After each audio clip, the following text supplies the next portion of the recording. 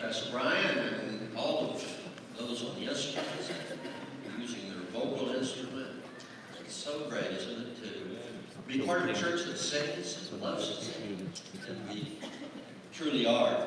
One of the songs we sang a little bit ago talked about God calling us by our name, and I was just reminded, in the 80s I was an assistant with Dr. Miller Reed, Pastor Miller Reed at Nashville First Church, and Miller is not a common name anymore.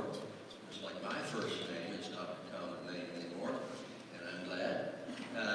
So I know that anytime somebody calls me and uses my first name, it's the same name my father had as his first name, and I often say, they say, is this Harold Runyon? I said, no, he passed away some time ago. Here comes Glacier, so she's doing So something. be able to come to the phone.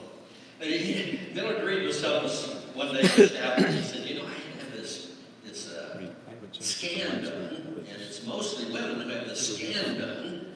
And he said, so I went and I sat out there in the waiting area, and I haven't changed her last week, but she heard something. the nurse came out and said, Mildred Reed. He said, I had enough of that my whole life. He said, I was determined. I was not going to answer that until I got my name right. They kept saying, Mildred Reed. All the women are looking around. Well, And he said, Mildred Reed. Well, God knows our names. that's what I was telling him And when I was teaching them all this. all, I said, like, okay, all this right three here, of our names. this is what it all Anyway, does. But thank you for I don't all hear three of like them. Glacier does, so she's the one that takes care of this for me. God knows all of our names. There was a I'm fellow. sure yours is as good as by the way, hers. this is She'll true take care of this story. for you. As opposed to all the other stories I tell, this one's the truth. So we get straight up from it. A man had fallen away from attending church. I'd been there a good while. And so he was kind of starting to feel a little bad about it. But a friend of his was at a meeting in a Lutheran church. In fact, it was the Christ the Lord Lutheran Church. And he said, oh, I need to call Bill about that. So he left his cell phone in the car, asked the pastor where he was in the meeting there, asked if he could use her phone. So he called his friend, and the friend said, he said, I didn't answer. He says, it came up on my phone as Christ the Lord. He said, I figured I'd get back in touch before we really talk like that. But our name is known by the Lord, and I'm going to talk about this morning about calls, and I'm calling it right. Comedian Gary Shandling passed away a couple of years ago. Quite a humorous guy. He was giving advice on wake-up calls at hotels. You know how annoying those can be, because you're dead asleep and that phone just starts ringing, you don't know where you are. So he said, I found out a way, and here's how I advise you to do it. When I want a wake-up call, I give the room number next to me. And he said, so in the morning you hear just like ringing. Usually it's in the low mids, so you would like pull this down. Somebody And picks usually up the it's phone over there and here, says, why are you calling me? Here, here. So you just, So and you you can get up, start have a there. cup of coffee. Slowly paying So let me attention know if to that find the works problem. for you. And usually it's somewhere in. Now, the four men, fishers, we know them well. In Matthew chapter 4, verse 18 through 22. In these few short verses, we read about the calling of the first four of the disciples. And they are fishermen by trade, and working at their nets. They weren't hobbyists at fishing, like some of us here, but they were serious fishermen. They did that for a living. Now, many of us men think that it would be a great way to earn a living out there, you know, have a nice day, you in the boat, fish. Well, I don't think it was quite so much fun for them, even though Usually, like, voices I put like there you allow me because that one song that's being played on the country stations right now. You might even know what goes with this.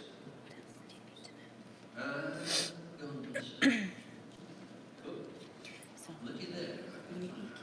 It's quite a song you might want to listen to. There's a lot of truth in there. Don't let your wife listen to it before you do it. But for them it was a job, undoubtedly repetitive and demanding and often boring. So we have these finally, their identity. The smell. I mean, can you ever really get that smell off if you're a fisherman out there every day? It helped form their identity. And even though Peter spent the rest of his life in the church, ministering to the church, we know him as the founder of the church, perhaps. Still, we still remember him as the big fisherman because he went back to fishing as well. You remember, he was so tied to fishing that when he lost faith for a short period of time, he went back to fishing. Now, many of us define ourselves, or people define us, by what we do. Yeah, they do. I heard about a kind of a bedraggled man in the evening climbing up the elevator at the hospital. And he'd had a rough day. He was fighting a cold like everybody else, but he just felt like he needed to go by and visit one of the men from work who'd had surgery. It'd been a long day for him. He got on the elevator, and a lady got on the elevator as well, and she was, until something big was up with her. She had the tissue, was sniffling, all that kind of, and she looked at him and said, "Sir, are you a pastor?" He said, "No, ma'am, I just have been feeling well." If you get out of the way home, would you text me? But according to the Center for American Progress, on the topic of work and family life balance, in 1960, only 20% of mothers work outside the home. Today, these years later, 70% of American children live in households where any adults in that household Anytime you do this, it's going to change your natural levels. In the U.S., 85.8% of males and 66.5% of females work more than 40 hours a week. Does that sound about right? Now, in comparison, I found this kind of humorous since we lived in France. Americans work 137 more hours per year than Japanese workers. 260 more hours than their British fellow workers, and 499 more hours per year than French workers. When's the last time you picked up something in one bottles that made in France? We're told that leisure is becoming a thing of the past in our culture, and many of us are working harder than ever and aren't sure why. A recent study indicates that in order to keep up with the Joneses, if neighbor Jones can provide the latest toys for his kids and the coolest clothes and video games for their teenagers, then we've got a problem. We've got to find a way to try to provide them as well. And help us if our offspring find out that we can't really afford any of that we're actually poor. So we work harder and harder. We wonder if something is missing in our lives. It just seems like we're on a treadmill, just going round and round and round. Well, could it be that work was never meant to be the center of our lives? And there's your question. You see how much we work. Could it be there is something more to life than just work and buy and work to pay for it? Are we as wise as these four disciples? Because something happens in this moment. It's just a few moments, because you'll see, we're going to read that passage, those 5 verses, in just a moment. But something changed in their calling, their vocations, that led them away from being fishermen to being disciples and then apostles. And perhaps we could learn from them. The first thing I think we can learn from them is that they had an encounter with Jesus. Read that with me, would you? They had an encounter with Jesus. And if you would stand, let's read these verses together. It's Matthew 4, verses 18 through 22. One day, as he was walking along the beach beside the Lake of Galilee, he saw 2 brothers, Simon, also called Peter, and Andrew, out in a boat fishing with a net, for they were commercial fishermen. Jesus called out Come along with me, and I will show you how to fish for the souls of men. And they left their nets at once and went with him. A little further up the beach, he saw two other brothers, James and John, sitting in a boat with their father, Zebedee, mending their nets. And he called to them to come too. At once they stopped their work, and leaving their father behind, went with him. This is the word of the Lord for us today. Thank you. You may be seated. One of the things that struck me, which I had never paid a whole lot of attention before, what was Zebedee thinking? Hey, guys, wait, get back here. I mean, there's Zebedee and his two sons, and they're called off with this guy walking down the beach. But these guys changed their calling, or God changed their calling immediately. Immediately. They didn't attend a seminar on how to find a better job. They didn't go on ZipRecruiter.com. I understand there's a book called What Color is Your Parachute? I don't know if any of you have read that before, about how to find a job that's more suited to you. No, they encountered Jesus. And it's interesting, it changed their lives. It didn't just change their thought about religion. It changed their entire lives. It may have ruined Zebedee's life, I don't know. He's hanging around later in the New Testament. But for them, it was a change. And I thought, what was it about Jesus that these guys would just, leave their profession, jump out of the boat, drop the nets, and start going with him further down the beach?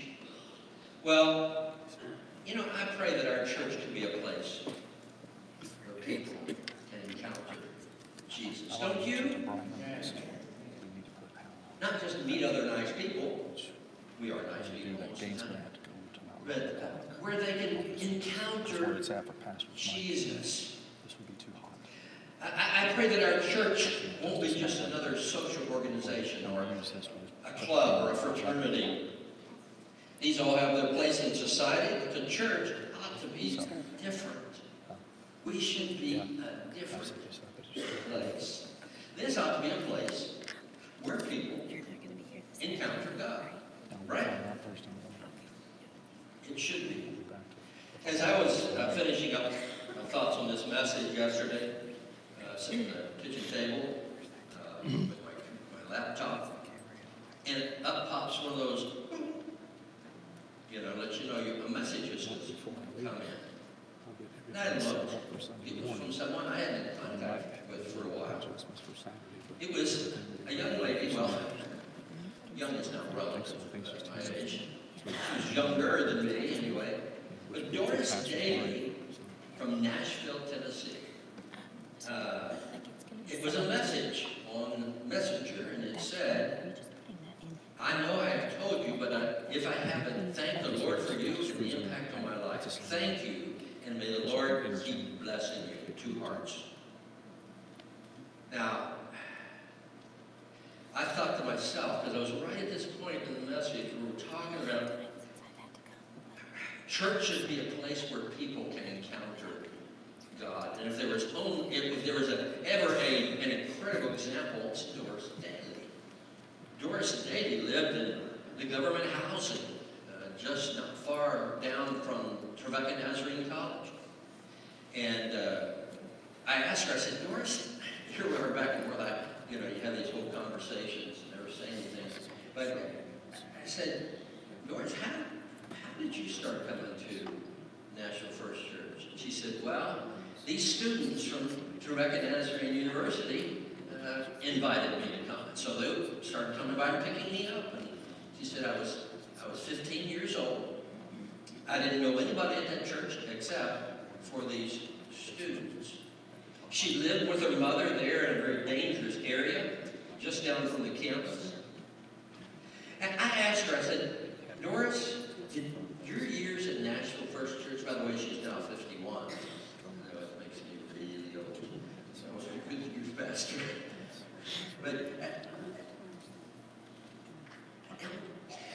some ways that being part of that church, and you know, I'm asking really, is there some way in which God changed your life through being around Christian people? And she said, and I'm just reading verbatim, yes, you must remember my upbringing was far different from other people at First Church. Yeah, there you go. That's Doris.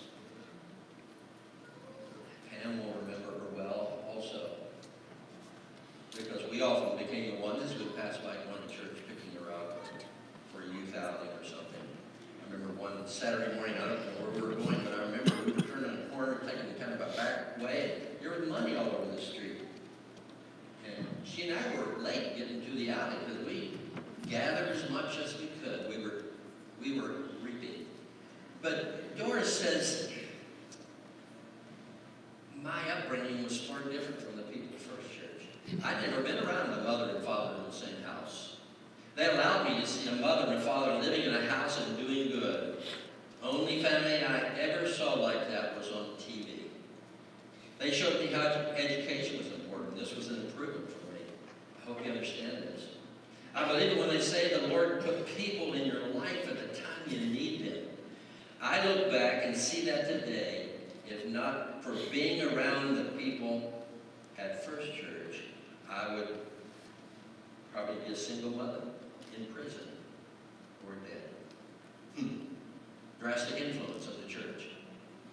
Now, and it's not the building, of course. All of that is people. I say again, this ought to be a place where people can encounter God. I'm not saying it's the only place. I hope they're encountering God when we're out there at work and at the store and all these places. But my goodness, when someone steps a foot in this door and they know almost no one or no one at all, there is a reason. There's something that has driven them to the church. And we want to cooperate with God in that, don't we? Some of you may be familiar with a man named John Wimber. Not many, perhaps. He was spent most of his ministry time in Great Britain. He was an extraordinary church leader and influenced many people in their faith walk. When he was first introduced to Christ, he became a voracious Bible reader. The scriptures excited him. Finally, after weeks of reading about life-transforming miracles in the Bible and attending what he said were boring church services, John was frustrated. He expected these same great things to happen, but it seemed like nothing ever did. Finally, he asked one of the lay leaders in the church, when do we get to do the stuff? And the lay leader said, what stuff?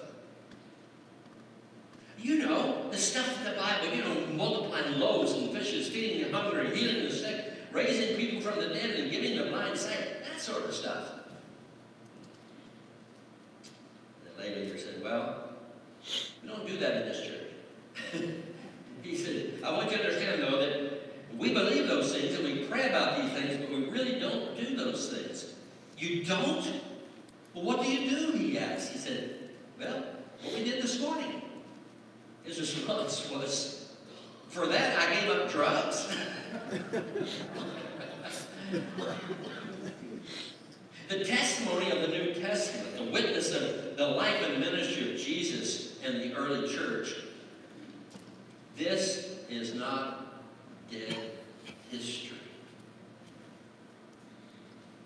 Where I was at this point in the message, I was thinking about so many people here that I've seen such miracles happen. There's been a lot of feeding, but there's sure been a lot of change. A lot of different calls in people's lives. Amen? That's the stuff that we are to be about. All of us. This is a picture of what God can do in individuals' lives. God is here. He is in you.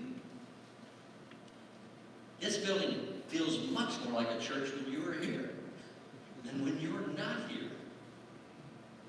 Thank God that He lives in us and He calls you to come here each week thinking, man, I wonder what God's going to do today for me or for somebody else. God is real. He is not dead. My friend Bob Benson also wrote in one of his books, he's not even sick. So don't worry about God. He's in top shape.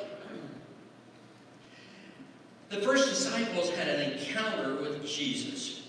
Secondly, read this with me. They responded to Christ's call. And it says in verse 18 through 22, hopping around a little bit, Simon also called Peter and Andrew, left their nets at once, and went with him. And he called James and John to come too, at once. Some of the translations say immediately. They either didn't like fishing, or they were caught up by Jesus.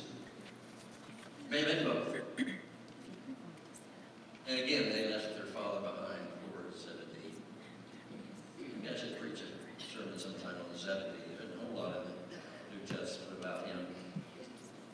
But, you know, I've been caught up, and I've mentioned it before, I think, in your game.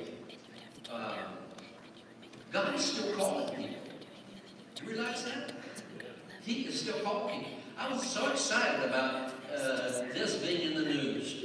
This was from last year, just after a year ago, February 7th, 2018. It's in one of the online news sites. After football career Super Bowl MVP Nick Foles wants to be a pastor. Can you imagine that making headlines in sports? He wants to be a pastor. Man, he's holding an MVP trophy there. He's making lots of money writing about joining our church. You could overlook this situation now out of 10 here, just time here. And even this year, the Eagles, who won the Super Bowl last year, lost out on you probably remember that kick, but he's still talking about how he is so motivated to help people, especially young people, know God. Now, he is simply more visible than the rest, but everyone has a calling from God. Look at this. It is that Simon, Andrew, James, and John responded at once. It's like, I'll think about it. See you at the synagogue. No, they dropped what they were doing and began to follow Jesus. What was in their mind? I can't fathom. They didn't procrastinate. They didn't make excuses. Christ said, follow me, and they did just that. They didn't check their bank accounts and all those other things. They simply followed Jesus. Very few people actually make that kind of commitment. When George W. Bush was president, he hosted, as all the other presidents pretty much have in the past and since, 64th, and it was the 64th Annual National Prayer Breakfast. You've probably read of that, probably maybe just didn't even think much about it. It's a bipartisan event, meaning both Democrats and Republicans, all who need great prayer, gather there. Besides politicians, clergy, and other guests each year come to the White House or at one of the large hotel banquet areas there. It's an interfaith gathering where Christians and Jews and sometimes a few Muslims are given time to make remarks. And of course they pray. They have a guest speaker every year. In that year, the guest speaker was rock star known as Bono, the lead singer for the group U2. Now I have to tell you, I love Bono. He says some of the most controversial things about Christianity, but it wakes people up. I can't say that I'm really a huge fan of U2's music, you know. I had a friend before I left Houston make me a mix. Your favorite songs of U2, and he really could have kept it because I haven't listened to it. But I noticed what he says because he is an outspoken person. He's a Christian that says some things that make us think. And here's something that he said at that breakfast. A number of years ago, I met a wise man who changed my life in countless ways, large and small. I was always seeking the Lord's blessing. I was saying, I have a new song, God, look after it. Or, I have a family, please, look after them, God. I had this crazy idea, God, what? And he said, this wise friend of his said, stop. Stop asking God to bless what you're doing. Get involved with what he is doing. It is already blessed. Think about that for a minute. God is always at work on our behalf. On our behalf. God didn't say, I'm going to create you, and then you come up with some great ideas. You kidding me? Can you imagine my brain compared to God's? It's like a BB going down an 8-lane highway. And that's probably no over-exaggeration. My brain ain't that big compared to God's. So God is at work right now. Amen? He's at work right now in us. Amen? You hear it? God is at work over here. I had an interesting conversation with a lady over there this last week. Her child had fallen down in all that organized chaos in the gym on Wednesday evening during supper. And she was convinced that he needed something for his pain and suffering. So I began to tell him all of my woes. 2 sets of stitches I had there. One was at church, one was at school, and broken arms and all this kind of thing. And I said, you know who paid for that? Our insurance. Because she had insurance. But it's interesting. We actually ended up having quite a good conversation. As I was turning around, I said, you know what? Your little boy comes over here and has a nice meal every Wednesday night. And it's cold out tonight, and he was in the gym in there playing with all these kids. And you know what we charge for that? No. I think when she hung up, it's a little bit more appreciation. Because, see, God will bring the best out of the worst, right? He told us that everything that happens to us will work for our good. God is at work. He is calling people. Get involved in what God is doing. Don't wait for your big ministry idea to develop. Take a run at it by working with children or teens or singing the choir. Help serve food, help mobile meals, help, on and on and on. God is at work. The first disciples encountered Jesus. They responded immediately to Jesus. And one final thing that they did. Read this.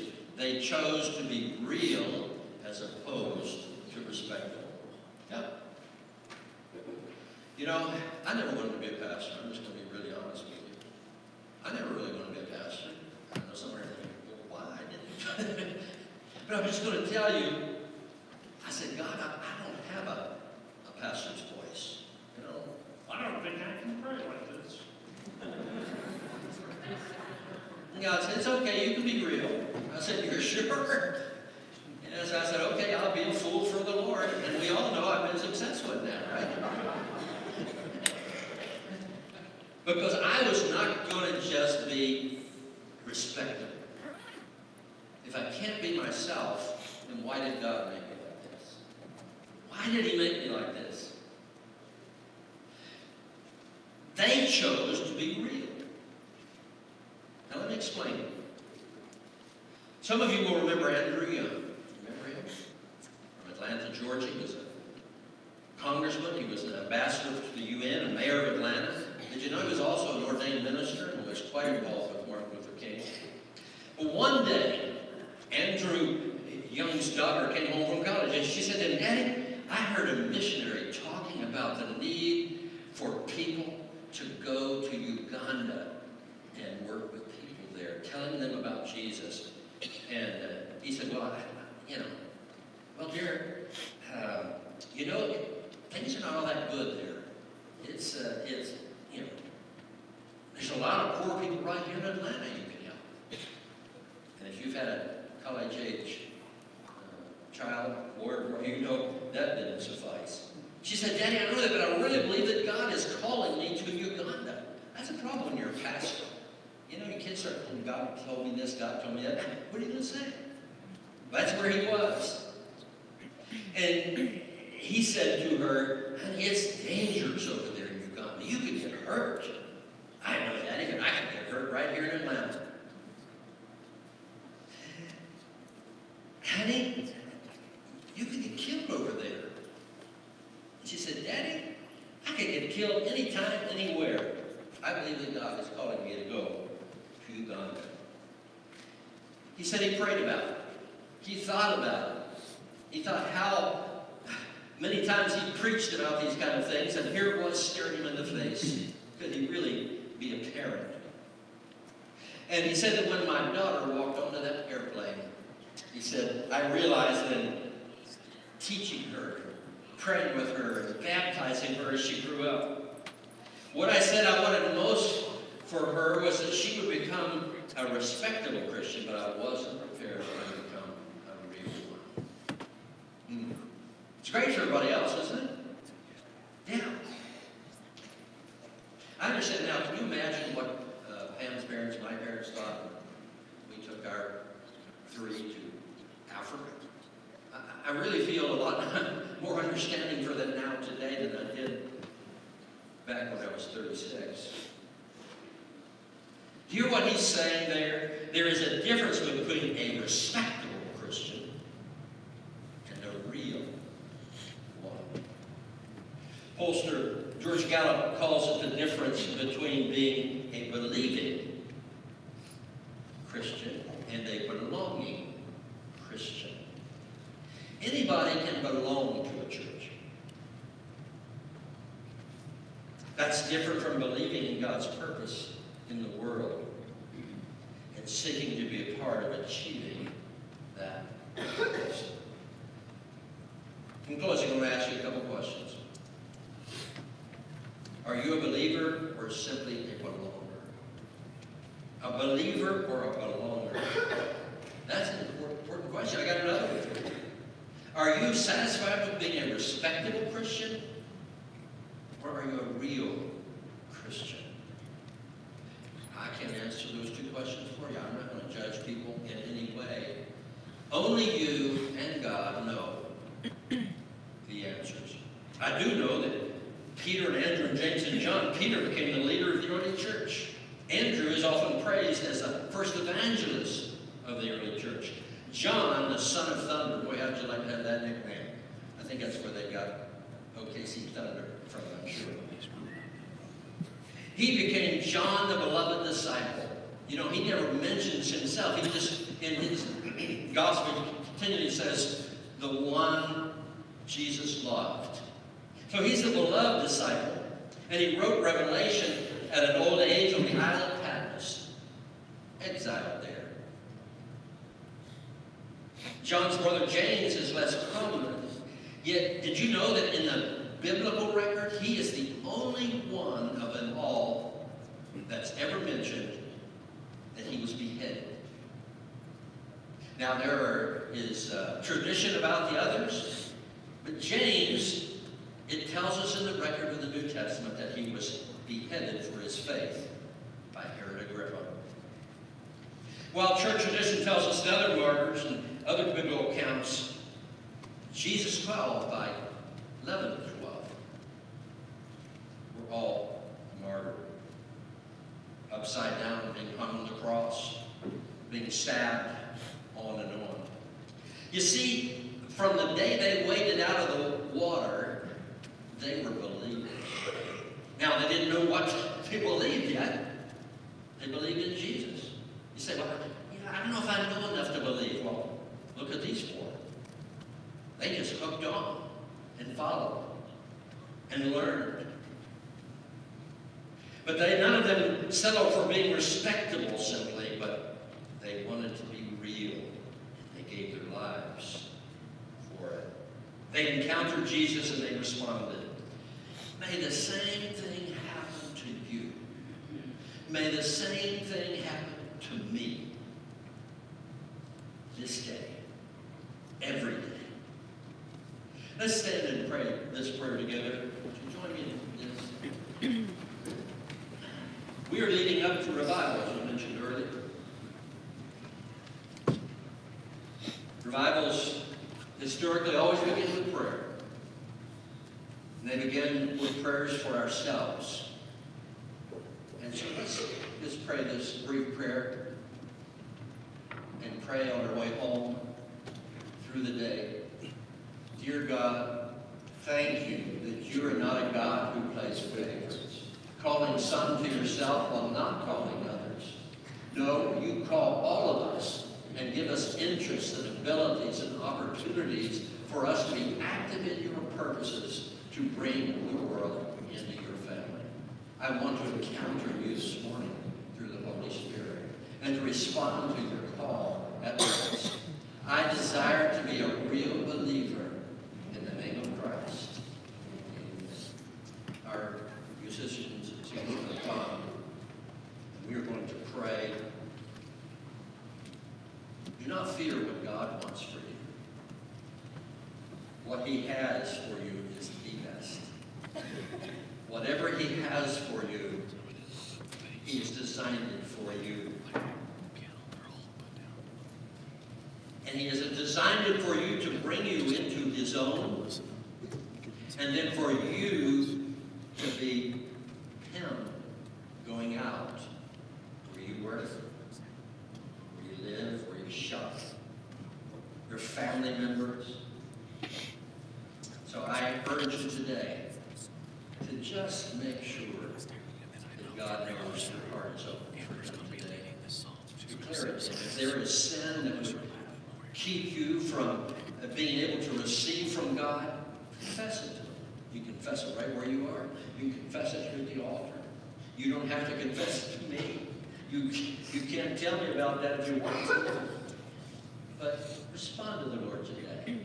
He's calling. He said, I don't hear it. He's calling. The word tells us. He's calling. In just a moment, we are going to be here at God's table, and our servers can go ahead and come now. And you can come and pray either before or after we were at the Lord's table. We're told that on that evening, when Jesus was betrayed, there they were gathered. And Jesus offered this very meal to them, simply a little bit of bread, a little bit of juice. And then he said, as often as you do this, remember me. He said, remember what I have done for you. And if you have any question whether there's anything between you and God, I would encourage you to settle that and then come and be at this table. It's not the table of this church, it's the table of the Lord. And it is, we are simply the ones who are the servers. And so, just before we begin to take these, let's have a word of prayer. Father, we thank you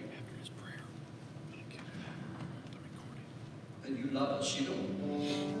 We don't have to chase after you, for you are always after us. We can run our whole life away from you and turn, and there you are. Because you will never give up on us. Never give up on us. Things get a little cloudy in our lives and our judgment, our actions. And Lord, today is just a good moment for us to ask you, Lord, to check our hearts. Point out those things that are offensive to you.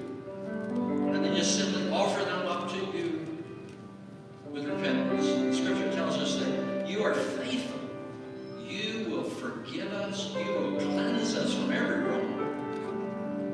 And as we partake today, Lord, Help our minds to be focused on what you have done.